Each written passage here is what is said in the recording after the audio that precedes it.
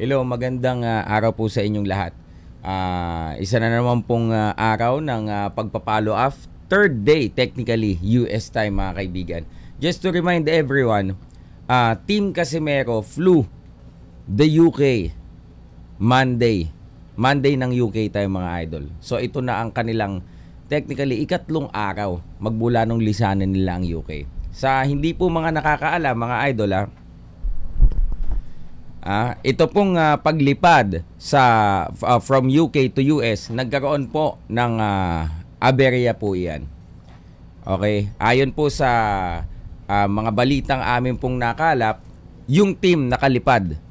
Ang tanong po, yung boxer nyo nasaan? Ngayon po, ano po ang babalikan nating katanungan dyan? Sino po yung mga nagsabing yung US visa revocation ay hindi po totoo? Ilan kayo nagsabi dyan? Ilan kayong tumayo at nagsabi sa publiko na tahasan yung sinabi na ang TGB na revocation request ay hindi totoo? Sino po ngayon ang nagkaroon ng tawag dito problema? Di ba? Kayo po ba? Asa na po yung fighter? O sa mga supporters dyan, tanungin nyo yung mga yung mga naglilider-lideran dyan. Kung talagang concern kayo sa fighter. 'Di ba kayo yung yung mga nagsabi at nag-assure hindi yan totoo. Dito pa rin. Return flight pa rin dito. Sino ngayon na natenga? Hindi natin sasabihin specifically. Bahala po kayo mag-isip mga kababayan. Kasi ipagpalagay na natin na medyo nagkandaletse-letse ang karera niya. We are not, just to be fair, we should not blame solely the fighter because he was mishandled, mga kaibigan. Kasi ganyan din naman, if he was handled by the right people, I don't think he will be in that kind of position. He was mishandled. Again, mga kababayan natin, wag po nating isisi sa BBBOFC, sa WBO. Kung meron po silang mga rules na nalabag, bakit po? Batas po nila yun eh. And kung patawan po nila ng penalty, ng sanction, o hindi nila pinalaban ang isang fighter dahil nilabag po ang kanilang rules and regulations, ano po nila yan? It's their prerogative. And hindi po naman marapat siguro na kitang-kitang may nilabag, naka-video pa, tapos sasabihin, papalusutin na lamang. Mas lalo pong mas mawawalan ng bisa ang kanilang pagiging komisyon kung ganun po ang nangyari. Di po ba? At ano po ba yung ating ipinaglalaban? Di ba? Yung ikukonsintihin natin kahit kababayan, gumawa ng ng labag sa batas ng isang komisyon ng ibang bansa. Hindi po ganun eh. Ang issue po dito, regardless of your nationality, you need to follow rules. Ngayon, may mga pangkat na mag-question pa sa ating mahal na Games and Amusements Board. Why they called itong si Mr. Casimero unprofessional? Sasabihin, hindi man lang daw nagsagawa ng investigation. Ito pong bugso siguro ng damdamin na nabanggit ng ating mahal na Games and Amusements Board Chairman. Syempre po, bakit pa siya meron ng tawag dito statement yung commission ng UK, and pinagbasihan niya yung kanyang statement doon sa result ng investigation ng BBBOFC, wherein they found that there is a video evidence. Kanino galing yung ebidensya? Sino po ba ang nag-video sa kanila? Di ba po mga tao din nila? Ngayon, bakit po ganito? Walang pagtanggap. There is no admission na narinig na may pagkakamali dun sa isang tao nila. Hindi nyo naman narinig na akin po, kasalanan ko po, pasensya na po kayo. Don't blame the boxer, blame me. Wala naman kayong narinig na ngayon eh. Bagkos, ipinapasa nila yung sisi sa iba. Sino kasing nagpasa ng video? Ganun, you made it available online. Do you think even the camp of Butler will not do that? Si Butler din napatawan ng hindi pagpayag sa kanya para lumaban dahil din sa paggamit ng SONA. Nag-iisip ba kayo?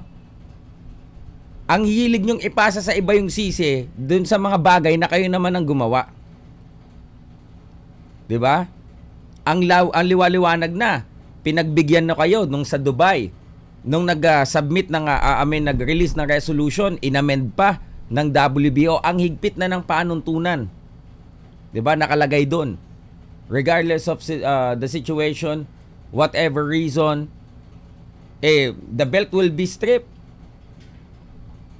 Ngayon, ano po ang marapat gawin doon? Maging maingat dapat kayo. Kailangan matagal pa lang. Sinuri nyo na. Nag-research na kayo sa rules and regulation kung saan mang bansa gaganapin yan.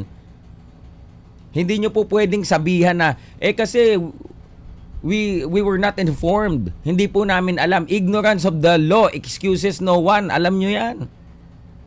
Kahit saan po tayo may batas. Kahit saan kayo pumunta, kahit anong aspeto may batas para diyan.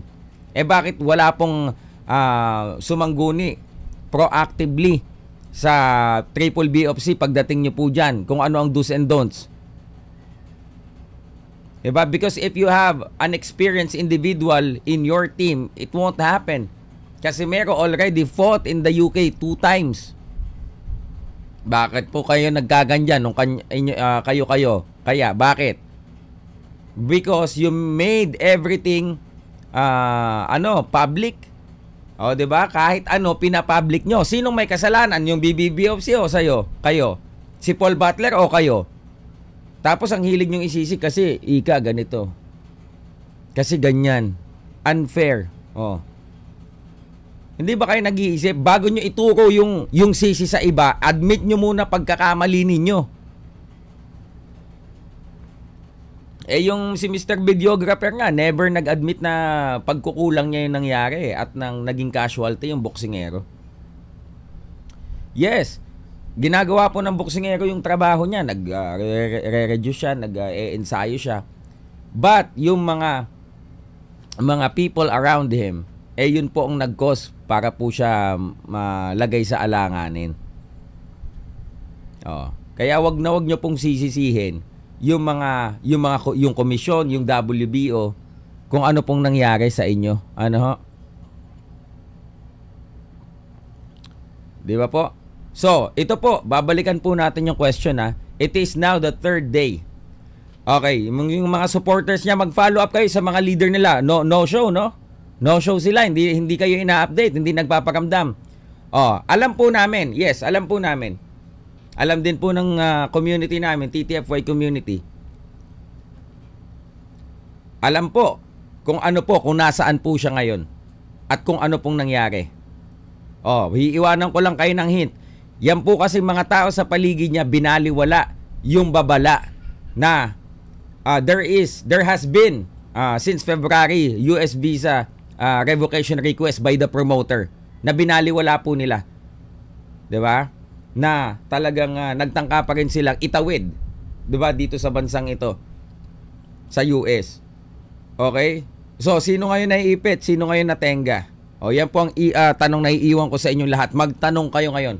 Asa na po, sagutin nyo kami, bigyan nyo kami ng linaw. Okay? Di po, kung tunay kayo nagmamalasakit, ngayon nyo ilabas. At kung tunay kayo nagmamalasakit, bilihan nyo ng kailangan niya. Di ba? Hindi yung puro lang kayo sa salita na suportado ko no matter what. Hindi. Ako po, hindi kami magkakampi but nananawagan ako sa inyo ng tama. Okay? Tulungan nyo. Hindi yung puro kayo aw-aw, puro kayo satsat, puro kayo pa-PR. Diba? Yan ang tunay na gawin ninyo para hindi kayo hindi yung masabi lang. Diba? Hindi yung sa bunganga lang yung yung suporta. So yun muna mga idol, magsaliksik po kayo. Diba ang medyo mga outspoken sila ng mga nakaraan, ngayon biglang hindi na kayo i-update, hindi na kayo paparamdaman. Alright? So, sa mga membro po nila, may kausap din ako membro nila, hindi po nila alam ang update. Wala po silang alam. Sa community po namin, alam po nila, but still, hindi ko sinasabi or pinapaalalahanan ko sila na wag pong ilabas. Alright po? So, yun lamang mga kapatid. Magandang umaga po sa inyo lahat.